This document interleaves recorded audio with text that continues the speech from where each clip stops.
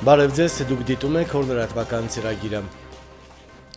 Հունիսի 1-ի լույս 2-ի գիշեր Ղարաբաղի ադրբեջանական հակամարտ զորքերի շփման գծում օպերատիվ իրադրություն ընդհանուր առմամբ հանգիստ է եղել։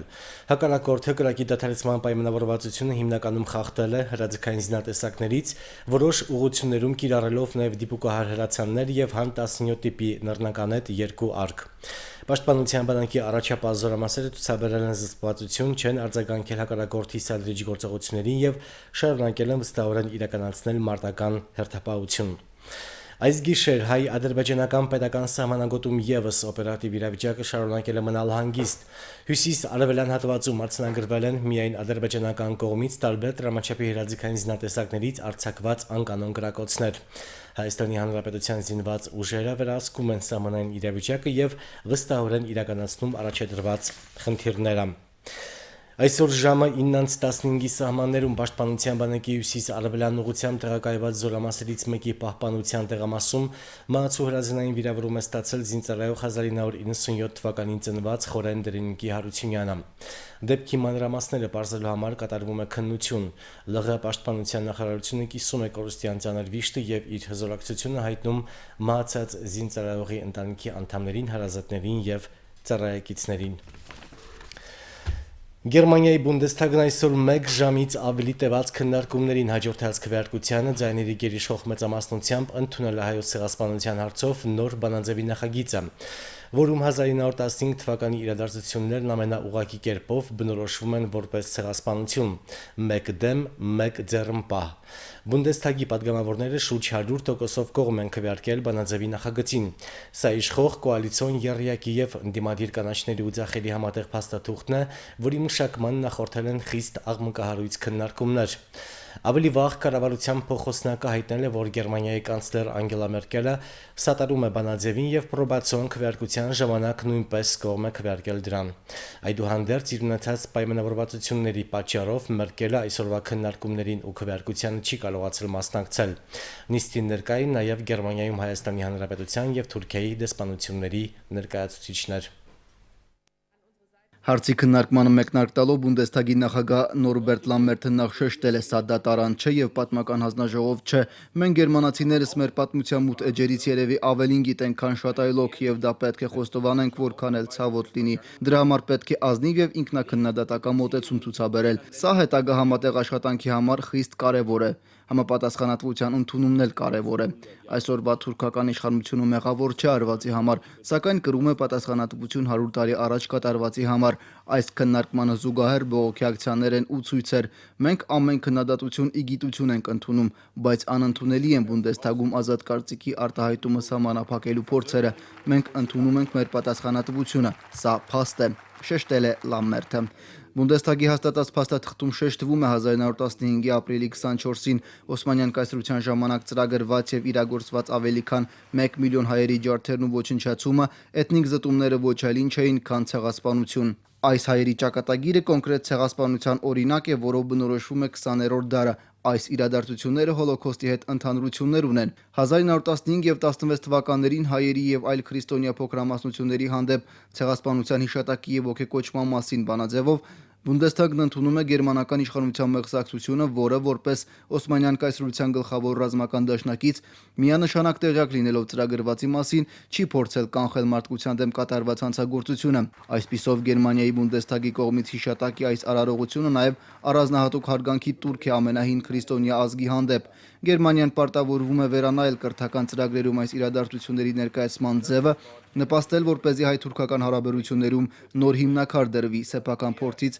հասկանալով հանդերձ, թե դա ինչ դժվարություններ է ենթադրում։ Եվրամիության արևանության քաղաքականության շրջանակներում Գերմանիան իր հատուկ պարտավորությունն է համարում նպաստել հայ-թուրքական հարաբերությունների կարգավորմանը, ինչը կնպաստի նաև կայունությանը տարածաշրջանում։ Սա ենթադրում է նաև ֆինանսական միջոցների տրամադրում երկու կողմերում գիտական, հասարակական, տնտեսական համատեղ ծրագրերի իրագործման համար, ասվում է բանաձևի տեքստում։ Հայոց ցեղասպանության թեման երկրի կառավարության օրակարգ բերելը վերջին օրերին հայկական, թուրքական եւ արևմտյան մամուլի էջերից չի իջնում։ Թուրքիայի իշխանությունն ամենաբարձր մակարդակով զգուշացրել է ողջունել էր Մերկելի կառավարությանը կողմ չքվեարկել նոր բանաձևին ու այդպիսով վտանգի տակ չդնել թուրք-գերմանական դաշնակցային հարաբերությունները։ Բանաձևի նախագծի հիմնավորման մեջ շեշտվում է, որ այս իրադարձությունների ցեղասպանություն լինելու մասին փաստում են բազմաթիվ անկախ պատմաբաններ, խորհրդարանականներ եւ միջազգային կազմակերպություններ։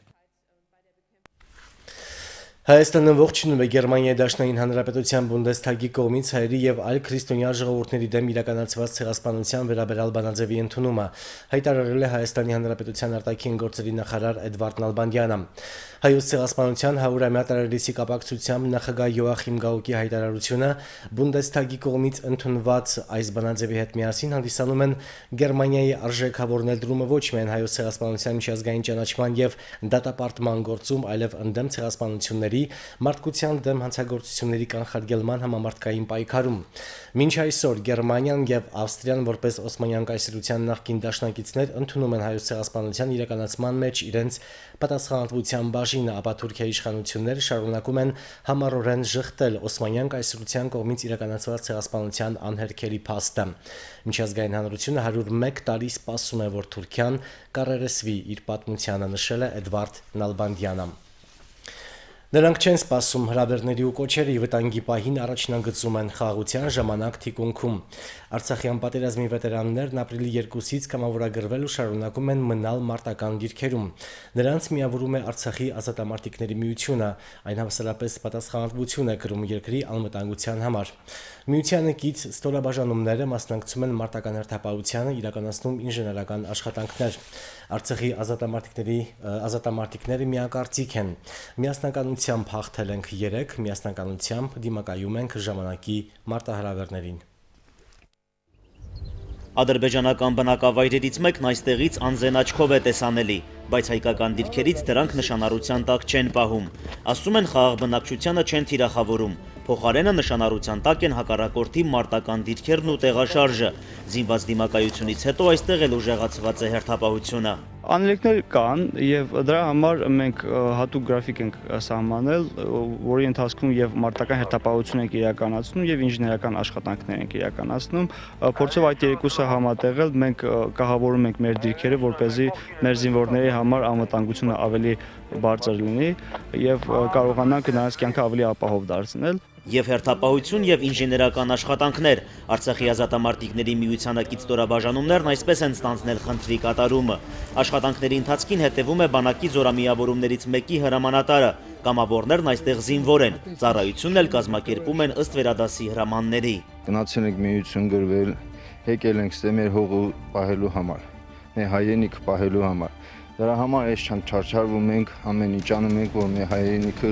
միշտ ապահով լինի։ Երիտասարդ կամավորների հետ հայրենիքի անվտանգության համար նաև ավագ սերունդն է պատասխանատու։ Երեկվա պատերազմում հաղթած ազատամարտիկները կրկին շարքում են։ Երբ խաղաղություն է, զբաղված են ստեղծագործ աշխատանքով, երբ լարված է իրավիճակը, հրավերների ու կոչերի չեն սպասում նրանք։ Վտանգի պահին վետերանները պատերազմի փորձով զինվոր են։ Այս տղաները այս պատերազմը իրենք ով վերապրել է, ով հիշում է 2-3 տարեկանից, ով ծնվել է այդ տարիներին, ինձ թվում է նրանց մոտ ինչ-որ մի բան նախանց կար մեծերի հանդեպ, որ ինչու՞ չէ թող մեր ժամանակին եւ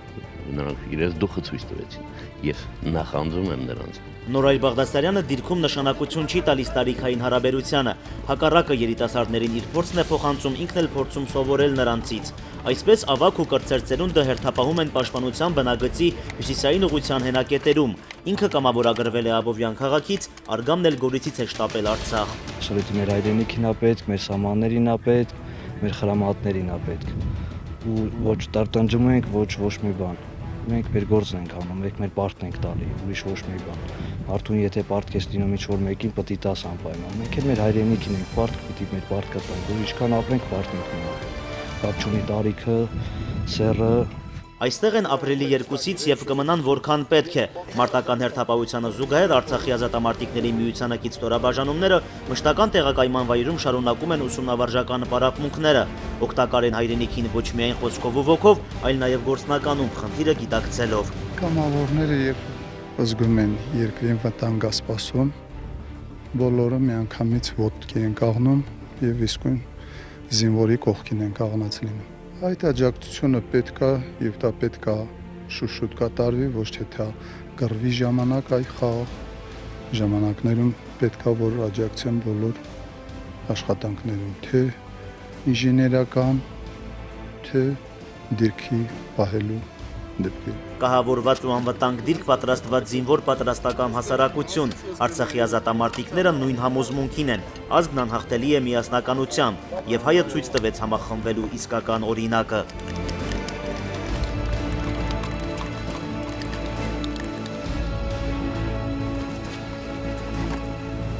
Նարեկ Սահակյան, Հայկ Բաբայան, օր։ Այսքան օր ծրագրի հիմնական թողարկումը ժամը 29-ը, մինչ այդ ժամը։